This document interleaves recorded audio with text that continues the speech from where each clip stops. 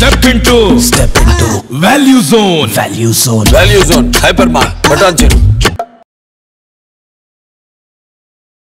నమస్తే రామ్ సార్. నమస్తే అండి. పిల్లల ఇంటెలిజెన్స్ గురించి మాట్లాడినప్పుడు మీరు కొన్ని విషయాలు చెప్పడం జరిగింది. ఒక్కొక్క దాంట్లో ప్రూవిన్ అయి ఉంటుంటారు, ఒక్కొక్క దాంట్లో ఎక్సెల్ అవుతుంటుంటారు, ఇంట్రెస్ట్గా చూస్ చేసుకుంటుంటారు, వాటిని ఐడెంటిఫై చేయాలి, అందులో వాళ్ళు ఇంటెలిజెంట్ అయి ఉంటారు అని చెప్పారు. అలా మీరు 4 మాత్రమే చెప్పడం జరిగింది. మిగతా 4 ఏంటి? పేరెంట్స్కి ఖచ్చితంగా వాటి వాల్యూ తెలియాలి అండ్ దాంతోపాటు అర్థం చేసుకునే ఆ కెపాసిటీ, ఆ క్యాపబుల్ 2 రావాలి పిల్లల విషయాలు. సో అందుకోసం అని అడుగుతున్నాను. మిగతా 4 ఏంటి సార్ అసలు? లాస్ట్ టైం చెప్పుకున్నప్పుడు హోవార్డ్ గార్డ్నర్ అని ఒక ఈజ్ యాక్చువల్లీ డెవలప్మెంటల్ సైకాలజిస్ట్. ఆయన హార్వర్డ్ యూనివర్సిటీలో చదివి ప్రపోజ్ చేశాడు మల్టిపుల్ ఇంటెలిజెన్స్ అని. అంటే ఇంటెలిజెన్స్ అంటే కేవలం తల్లిదండ్రులు లేకపోతే సమాజమో చూసే ఒకే కోణంలో మీరు ఇంటెలిజెన్స్ అనుకోవడానికి లేదు. ఇంటెలిజెన్స్ మల్టిపుల్గా ఉంటుంది. ఒకటి లాంగ్వేజ్, లింగ్విస్టిక్, వరల్డ్ స్మార్ట్ అంటారు వాడు. లాంగ్వేజ్ స్కిల్స్ ఉంటాయి, లింగ్విస్టిక్ ఇంటెలిజెన్స్ ఉంటుంది. రెండవది మ్యాథమెటికల్, లాజికల్, వీళ్ళని నంబర్ స్మార్ట్ అంటారు. వీళ్ళు మ్యాథమెటిక్స్ కానీ, నంబర్స్ కానీ, ఈక్వేషన్స్ కానీ, ఫార్ములాస్ని కానీ ఈజీగా అర్థం చేసుకునే ఇంటెలిజెన్స్ వాళ్ళకు ఉంటుంది.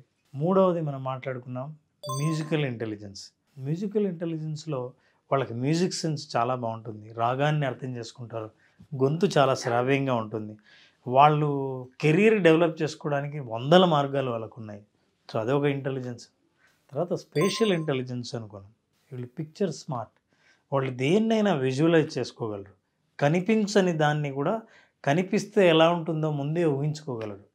సో స్పేషియల్గానే పిక్చర్స్ని క్రియేట్ చేసుకుని, ఇమాజిన్ చేసుకుని కొత్త క్రియేటివిటీని వాళ్ళు తీసుకురాగలరు జీవితంలో. సో ఈ 4 ఇంటెలిజెన్స్ గురించి మనం ఇంతకుముందు మాట్లాడుకున్నాం. ఇక 5వ ఇంటెలిజెన్స్ ఏంటంటే బాడీలీ కైనెస్థెటిక్ ఇంటెలిజెన్స్ అంటాం. వీళ్ళని బాడీ స్మార్ట్ అంటాం. వీళ్ళకి ఏంటంటే బాడీ పార్ట్స్తో ఎలా అద్భుతంగా వాళ్ళ సామర్థ్యాన్ని పెంపొందించుకోవాలో బాగా తెలుసు. వీళ్ళు good dancers, very good sports person. వాళ్ళ కమాండ్ ఉంటుంది బాడీ మీద. మామూలు వ్యక్తి కంటే మించిన కెపాసిటీని వాళ్ళు ప్రదర్శించగలరు. రన్నింగ్ రేసు కావచ్చు, క్రికెట్ గేమ్ కావచ్చు, ఎన్ని స్పోర్ట్స్లు ఉన్నాయి, స్పోర్ట్స్ రంగంలో అద్భుతంగా పైకి రాగలరు.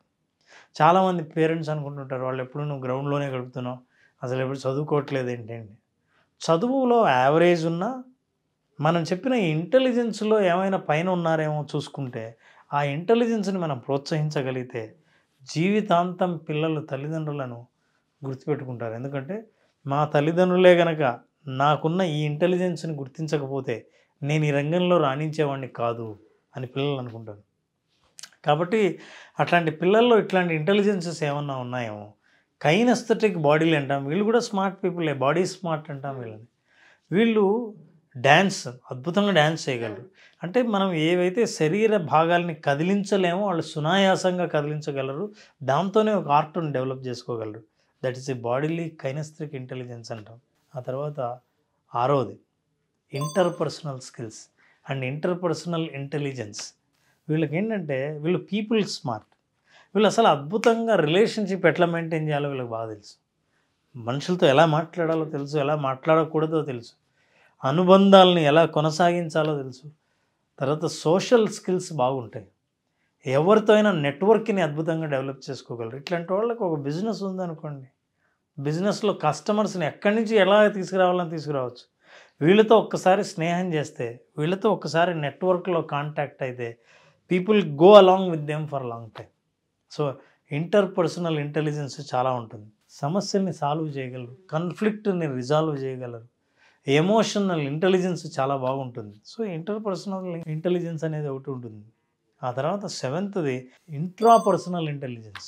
ఇంట్రాపర్సనల్ అంటే తనలో తన్ని తాను బాగా అర్థం చేసుకోగలిగిన ఇంటెలిజెన్స్. మనం చూస్తుంటాం చాలా శంకరాచార్య, స్వామి వివేకానంద, గౌతమ్ బుద్ధుడు, ఇంకా చాలామంది, అది స్వాతంత్ర పోరాటంలో ఉన్న నాయకులు కావచ్చు, స్పిరిచువల్గా ఎంతో గ్రో అయిన వాళ్ళు కావచ్చు, వాళ్ళందరూ సెల్ఫ్ అవేర్నెస్ని బాగా తెలుసుకునేవాళ్ళు. అంటే వాళ్ళ గురించి వాళ్ళకి స్పష్టంగా తెలుసుకునేవాళ్ళు. ఇట్లాంటి వాళ్ళు మేధావులుగా తయారవచ్చు. ఎవరైతే వాళ్ళ గురించి వాళ్ళు అర్థం చేసుకున్నారో లీడర్స్గా కూడా ఎదగచ్చు.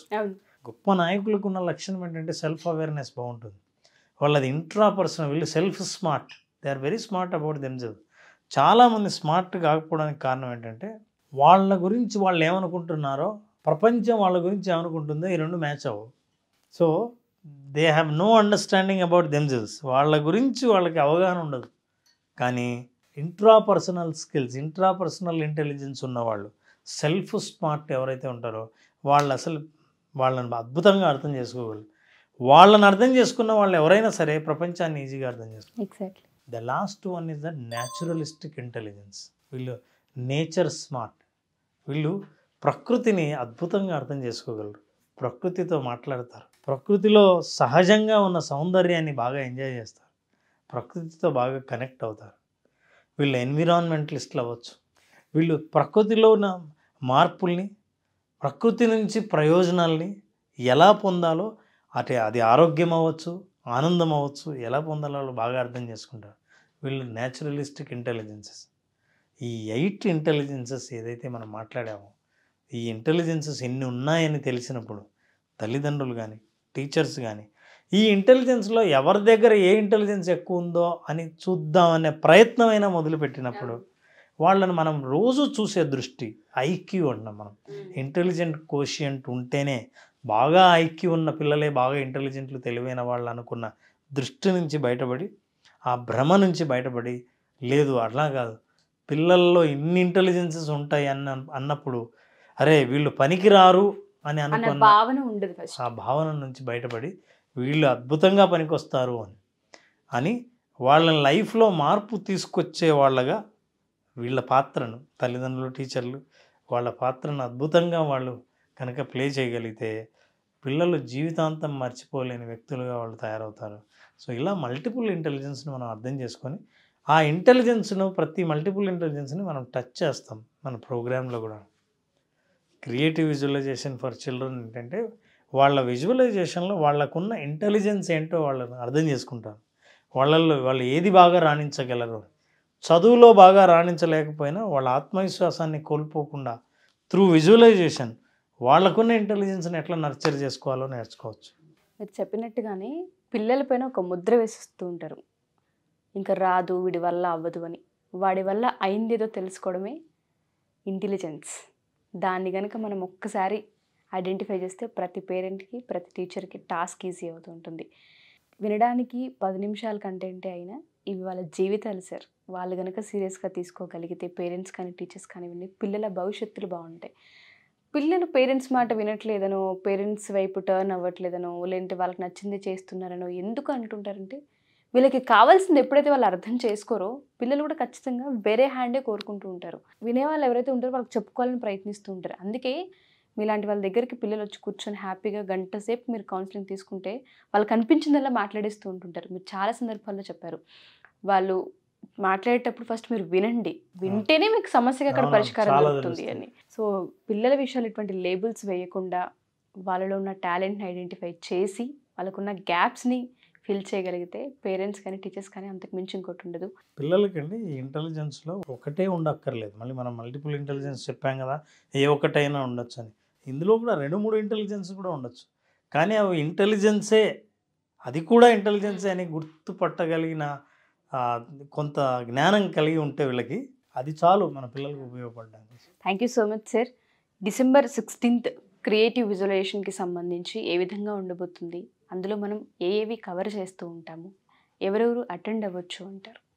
నేను క్రియేటివ్ విజువలైజేషన్ సెషన్లో చిల్డ్రన్ అని అంటాం కానీ 7th క్లాస్ చదివే పిల్లల నుంచి ఇక స్టూడెంట్గా కాలేజీకి, యూనివర్సిటీస్కి వెళ్ళే స్టూడెంట్స్ వరకు ఎవరైనా సరే దే కెన్ అటెండ్.